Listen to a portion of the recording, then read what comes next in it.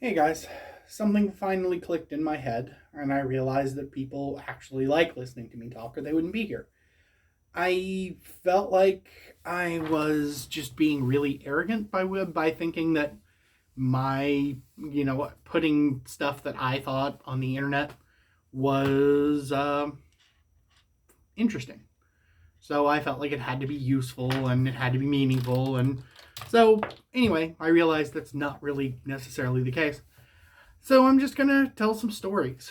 Today I'm going to talk about some teacher stories. I'm not going to mention names or technically the place. It was my first teaching job.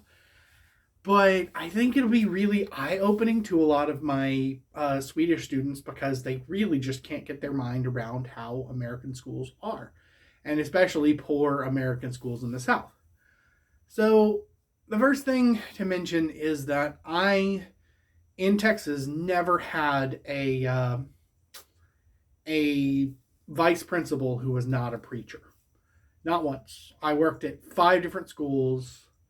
Not one of them had a vice principal that was not a preacher.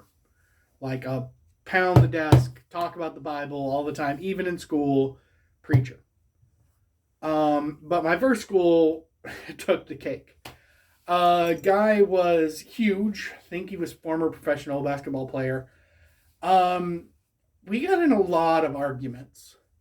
He one time yelled at me that he didn't know if he could trust me because he didn't know what church I went to. Which in the U.S. that might not sound that crazy. In Sweden, people don't believe that that actually happened.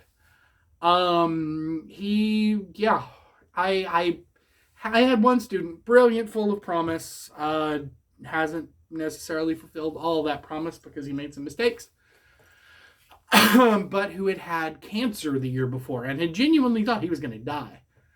And so it was really hard for him to reintegrate into schools. And he had a really, really rough life. But he got the brilliant idea that, oh, maybe evolution might be possible. And he made the mistake of telling his basketball coach, who was also a preacher, who had also been a former professional basketball player. I don't know why this tiny little town had these gigantic basketball players, like hands bigger than my head. And so they took turns yelling at him for about an hour and a half about the evils of evolution. These were paid educator professionals. And to be a vice principal in the US, you have to have been a teacher first. So these were teachers who were yelling at a kid because he thought evolution might be real. Might be, possibly, could have maybe happened. Similarly, they had, again, not mentioning names, so hopefully avoiding anything libelous, but the guy who taught ethics was a former police chief who had been fired for committing fraud, had to be kicked out of office by the city council, went on to become an ethics teacher at the school, randomly did, with the help of the giant vice principal, strip searches on students. Now, the thing is, it wasn't even like, hey, we're going to strip search attractive people. No, it was just because they had the power. They would make guys strip down to their skivvies to prove they didn't have drugs on them. It was insane.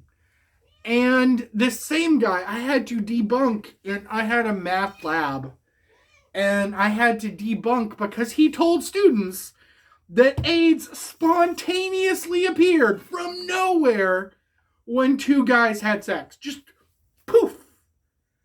And I had students literally come up to me and ask me, hey, is this true? That doesn't sound like it's possible. And I was like, no, that's not possible. Who told you this? Was it a science teacher? And they were like, no, it was our ethics professor who used to be a cop. So, yeah, that was insane. Yeah. This same school district had a lady who she was principal of one of the lower schools, and she got busted for changing standardized test scores. There was a lady there who had, you're allowed to take your teaching test in a really poor school district. You're allowed to teach with what's called an emergency certification. And I benefited from this. Don't get me wrong. I had what was called a alternative certification. And what they do is they let you teach for a year with, you have to go to some extra classes. But they let you teach for a year with just a bachelor's degree. And then you get to go, then at the end, they decide if you're worthy of being a teacher or not. And honestly, at the time, I kind of wasn't. I was a terrible teacher my first year. I knew too much about the subject and not enough about teaching. But there was this one person who was teaching math who had not passed the math cert. They had taken it 5 times and failed it 5 times. And so, I got paired with this person. I was trying to help them. And they refused to show up to practice. It's not my job to chase somebody down and make them practice math so they can get their cert.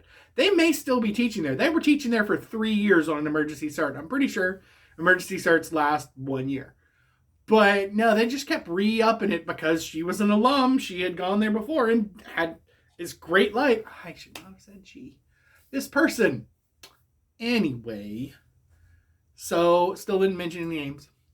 There was another teacher who almost hit me because when she said that we wouldn't have any fights in school if we had more religion, that I couldn't stop laughing. She said this in the middle of the hallway and was just like, if we just had more religion in here, we wouldn't have any fights. It was a genuine, I couldn't stop laughing. I couldn't. It was impossible. Because religion has caused most of the fights.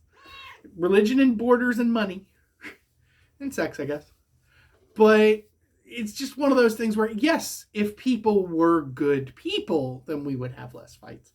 But having more religion... This sounds like I'm downing religion. The problem is not religion. The problem is people who use religion to keep power and who use religion as an authority and who use religion as an excuse to do random strip searches or explain away AIDS because AIDS spontaneously appears. This was the first school district I taught in, and it was insane. Now, there were a lot of people who were decent people there, but most of them weren't good people. They had gone to school there, and they were still there much, much later. And, one of them was one of the longest running teachers in the world. Not the world. But she had a set of standards, and she was an amazing person. But she was still teaching the same way she had taught for decades. And when you have new methods of teaching, you're supposed to implement them. When you have new ways of teaching, you're supposed to do that. And there were a lot of people at this school district, and it introduced me to the idea of teachers who could be perfectly well-versed in their content and just be bad teachers. The idea that if something was hard for you, then it should be hard for other people. If you have a rough childhood and you got beat up a lot, and you want that to happen to your kids because it made you what you are. So, yeah, I think my kids should get beat up a lot because it made me who I am and I'm good. That's just crazy. It's supposed to get easier. Life is supposed to get easier over time. We're supposed to make our kids' lives easier. Now, we're also supposed to teach them lessons, and we're not supposed to make it so easy they don't have to try. But making math harder just because your math was hard, that's insane. There's no point to it. So before I left this school district, I got in a lot of arguments there. There was this one school club that we were not supposed to have any non-teachers who ran school clubs. And some clubs were supposed to be run by students, but they were supposed to have teacher support, faculty support. There was one club, they didn't have any faculty who was willing to support it, so they called in a local minister. So this random dude shows up with donuts, because bribery is definitely perfectly legal when it comes to students. And I mean, we broke so many laws. I'll talk about some of the stuff that we did for moral reasons that was illegal next video, but this particular video, I'm just kind of talking about how insane this place was. But yeah, this guy would show up with donuts, and he was not a teacher. He was not in any way, he was not vetted in any way on how he, and it was perfectly fine because the vice principal knew him. When I left the school district, there was supposed to be an anonymous survey given to HR about as an exit interview. So I was completely honest. It was supposed to be anonymous. And I was like, yeah, there's a lot of bullying at this school. The teachers bully students. They will grab students by the cuff and shake them and then pat them and say, oh, just playing. That's fucking terrifying. Students shouldn't have to deal with that. But I mentioned by name who was doing it. And that person found me while I was helping my wife unload her classroom and came up to me and shook his big giant hand in my face and just was ready to hit me because I mentioned him by name and talking about the bullying that was going on at the school that he was 100% aware of. I had pointed out to him before, that's kind of bullying. He's like, yeah, no, they like it. My ass.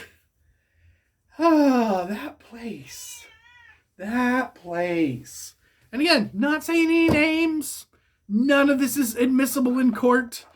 Some of it I've already reported to law enforcement. Not that they'll do anything. That fucking town. Anyway, but yeah. So, school stories. I'm going to do school stories. I'm going to do prison stories. I'm going to do hotel stories. I can go through all of my adult life stuff because that's not going to hurt anybody's feelings or break anybody's heart. But yeah, crazy stuff. So if this was interesting to you and you want to hear more stories about the crazy places I've worked or done stuff, feel free to comment and tell me that you want more. If not, thanks for listening. Hope you guys have a great day. See ya.